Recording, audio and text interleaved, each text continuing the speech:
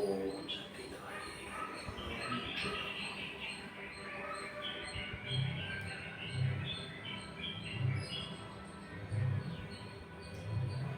ஓம். நேயர்கள் அனைவருக்கும் வணக்கம். சக்தி ஜோதிடம் வழியாக உங்களை சந்திப்பது உங்கள் வழிகாட்டி ஜோதிடர் கண்ணன். கைரேகை கருத்துக்களை மிக எளிமையாக உங்கள் கையை பார்த்தவுடன் புரியும்படி கற்றுக் கொடுத்து கொண்டு வருகிறோம். பாருங்கள், பார்த்து பயன்பெறுங்கள். புதுசாக நம்ம சேனலை பார்க்குறவங்க சப்ஸ்கிரைப் பண்ணிங்க, உங்கள் ஃப்ரெண்டுகளுக்கும் ஷேர் பண்ணி பயன்பெறுங்கள்.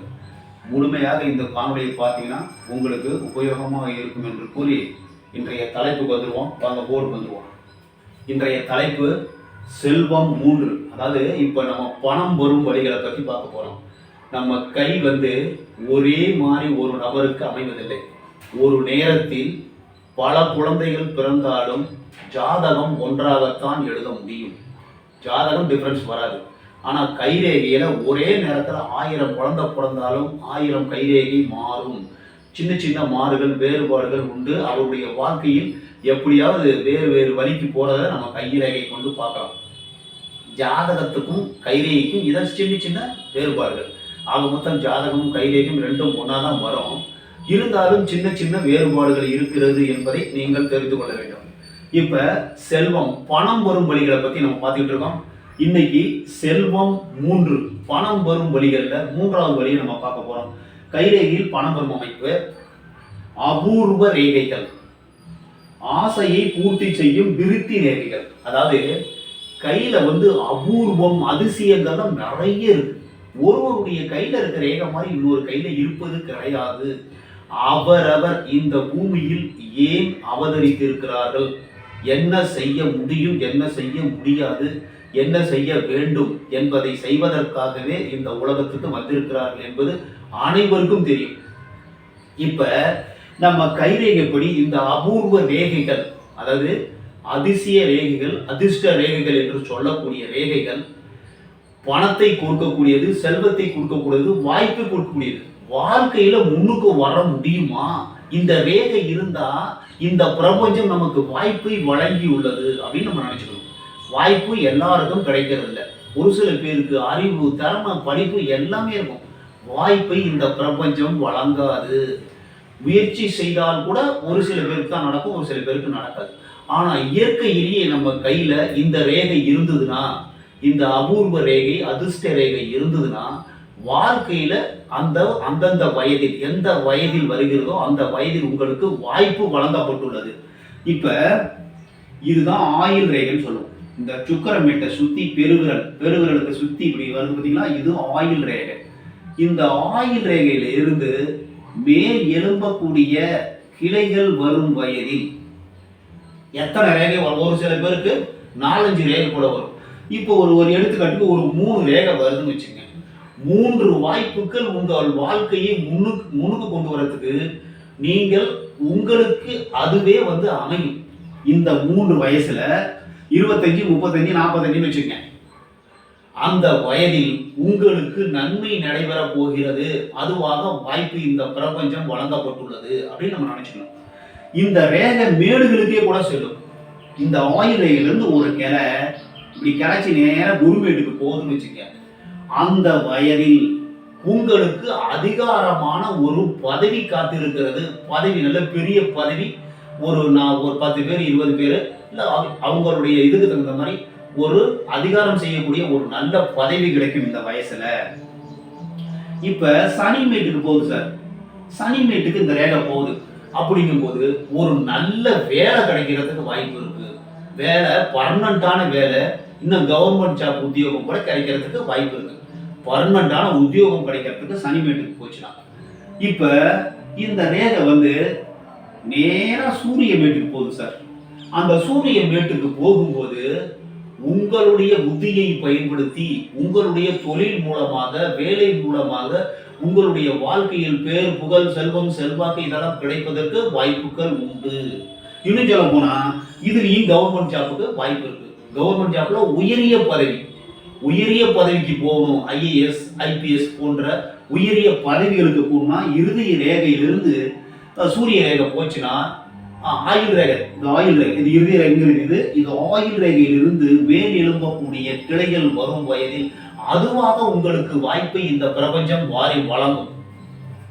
ஆயுள் ரேகையிலிருந்து சூரிய ரேகைக்கு ஒரு கிளை போகும்போது உங்களுக்கு அதுவாக அந்த பதவி கவர்மெண்ட் ஜாப்ல பெரிய உத்தியோகம் கிடைக்கிறதுக்கு வாய்ப்பு இருக்கு. இங்க இருந்து ஒரு புதன் வீட்டுக்கு ஒரு ரேகை போகுது சார். இந்த ரேகை எல்லாம் போகணுங்கிற அவசியம் கிடையாது. ஏதாவது ஒண்ணுதான் போகும். ஒரு சில பேருக்கு ஒண்ணுமே போகாது. இது பிரபஞ்ச நியதி விதி. இப்ப புதன் வீட்டுக்கு போச்சுன்னா அந்த வயதில் இங்க இருந்து கூட புதன் வீட்டுக்கு போகலாம். புதன் வீட்டுக்கு போச்சுன்னா எந்த வயதில் ஆரம்பிக்கிறதோ எந்த வயதில் போய் முடிகிறதோ அந்த வயதில் உங்களுக்கு பிசினஸ் வேர்ல்டு ஃபுல்லா ஃபேமஸ் ஆகக்கூடிய ஒரு நல்ல உயர்தரமான ஒரு பிசினஸ் அமைஞ்சு அதன் மூலமா உங்களுக்கு வாழ்க்கை செட்டில் ஆகிறதுக்கு பணம் நிறைய வரதுக்கு வாய்ப்பு இருக்கு. இப்ப இது எல்லாமே பணம் வரும் வழிகள் தான். இப்ப எல்லாமே பார்த்து முடிச்சிட்டோம். இப்ப லாஸ்டா பணம் எப்படி எல்லாம் வரும், எந்த ரேகை மூலமா பணம் வருங்கிறத பார்க்க போறோம். இது முக்கியமா எல்லாருக்குமே தேவைப்படும். இந்த மாதிரி ரேகை அமைப்பு ஏதாவது ஒரு வீட்டுக்கு போகுதான்னு பாருங்க. உங்களுக்கு பணம் வருவதற்கு வாய்ப்புகள் உண்டு. அந்த வயதில் உங்களுக்கு பணம் வர வாய்ப்பு உண்டு.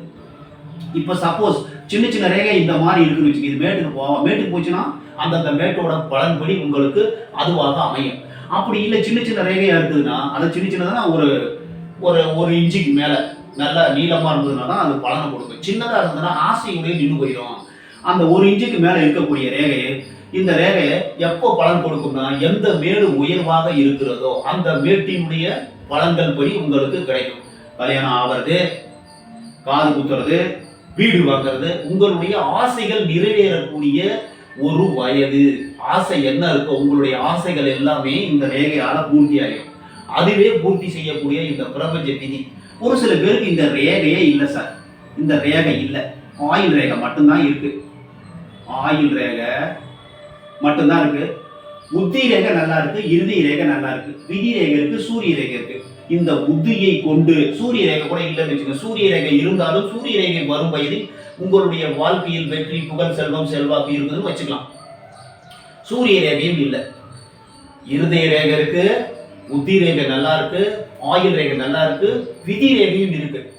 அந்த வயதில் அந்த 3 1 2 3 4 ரேகை நல்லா இருக்கு சார்.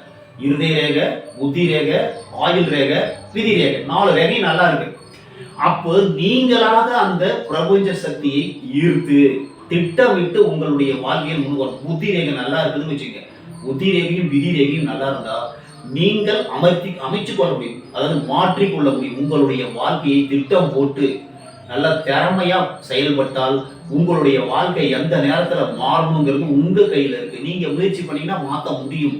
அப்படிங்கிறது உங்களுடைய கை ரேகை அமைப்பு. மேடுகள் எவ்வாறு இருக்கிறது, கை எவ்வாறு இருக்கிறது, நம்பர் 1 கையா இருக்கா, கரடு முரடா இருக்கா, பெருவிரல் நல்லா இருக்கா, மித்த ரேகையெல்லாம் நல்லா இருந்ததுன்னா, முக்கியமான ரேகைகள் நல்லா இருந்தால் நீங்களே மாற்ற முடியும். இந்த ரேகை எல்லாருக்கும் வராது. இது அபூர்வ ரேகைகள், அப்படியே அதிசய ரேகைகள்.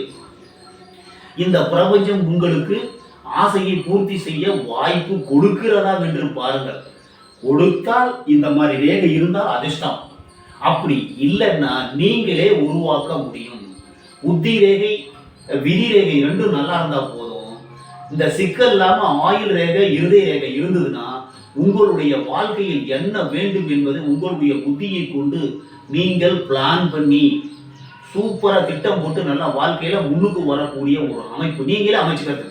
அதுவா வந்ததுன்னா அந்த ரேகை உங்களுக்கு கொடுக்கறத கொடுத்துட்டு போயிடும் அந்த வயசுல.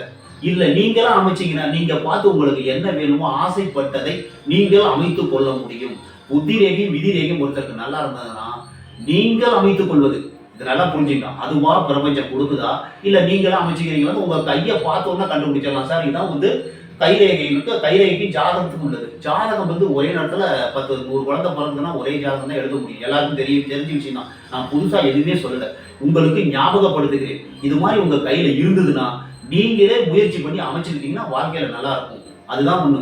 பணம் வர வழியில ஒண்ணு அதுவா பணம் வரணும், இல்ல நீங்களா முயற்சி பண்ணி புத்தி ரேகை விதி ரேகை நல்லா இருந்ததுன்னா நீங்களே அமைத்துக் கொள்ள வேண்டும். அப்பதான் பணம் வரும். அப்ப எந்த வயதுல எந்த இதுலங்கிறது அதுவா இருந்ததுன்னா அதுவா வரும். இல்லைன்னா நீங்க முயற்சி பண்ணி நீங்கள் உருவாக்க வேண்டும். அது மனிதனுக்கு மட்டுமே கொடுக்கப்பட்டுள்ள ஒரு வரப்பிரசாதம். இப்ப நம்ம மனம், நம்மளுடைய செயல்கள், நம்மளுடைய எண்ணம் இதான் கையில ரேகையா ஓடுது. அதாவது நம்மளுடைய முன்னோர்களுக்கு எப்படி ரேகை ஓடி இருக்கிறதோ அந்த ரேகையும் உங்களுடைய அதாவது அப்பா அம்மாவுக்கு என்ன ரேகை வருதோ அதுல சேர்ந்து கலந்து தான் உங்க கையில ரேகையாகும். நீங்க வேணா பாருங்க, உங்களுக்கு சந்தேகம் இருந்ததுன்னா நீங்க பாருங்க. உங்க அப்பா அம்மா இருந்தாங்கன்னா அவங்க கையை செக் பண்ணி பாருங்க. அந்த கைரேகை 2 அமைப்புகளை பத்தி தான் இது உங்களுக்கு ஓடும். ஏன்னா அவங்களுடைய பிளட்ல இருந்து நீங்க வந்திருக்கீங்கனால அந்த பிரபஞ்ச சக்தி அந்த அவங்களுடைய பிளட் மூலமா உங்களுக்கு அந்த ரேகை வரத்துக்கு வாய்ப்பு இருக்கு. ஒரு தாய்க்கு நல்ல அறிகுறிகள், நல்ல ரேகைகள், தந்தைக்கு நல்ல அறிகுறி, நல்ல ரேகைகள் இருந்தால் அது பிள்ளைகளுக்கு வேலை செய்யும். ஒரு சில நேரம் என்ன பண்ணுவோம் தெரியுமா? உங்களுக்கு நல்ல அதிர்ஷ்டம் இருக்காங்க. எங்கெங்க அதிர்ஷ்டம் இருக்கு? எனக்கு அதிர்ஷ்டமே இல்லைங்க. உங்க பிள்ளைங்க எங்க பிள்ளைங்க நல்லா இருக்காங்க, டாப்ல இருக்கிறாங்க, நல்ல கார் பங்களாவோட. அப்போ உங்களுடைய ஆசை, உங்களுடைய எண்ணம் எல்லாம் உங்களுடைய பிள்ளைங்க எடுத்துக்கிச்சு அவங்க வாழ்க்கையில முன்னுக்கு வந்துருக்காங்க. நீங்க சாதாரண உங்களுக்கு ஹெல்ப் பண்றாங்க அப்படி நீங்க நினைச்சுக்கணும்.